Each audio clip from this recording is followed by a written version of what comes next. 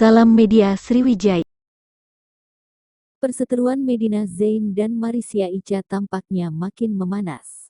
Sebelumnya diketahui bahwa Medina Zain dilaporkan oleh Marisya Ica karena tuduhan pencemaran nama baik.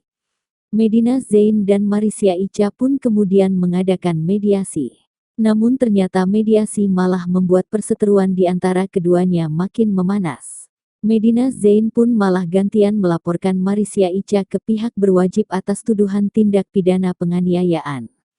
Karena merasa tak melakukan tindak pidana seperti yang dituduhkan Medina, Marisya pun mengunggah video CCTV saat mediasinya dengan Medina Zain berlangsung.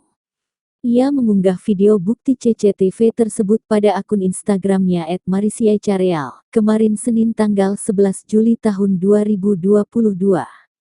Ia menjelaskan bahwa video CCTV ini menjadi bukti bahwa ia tak melakukan tindak penganiayaan seperti yang dituduhkan oleh Medina.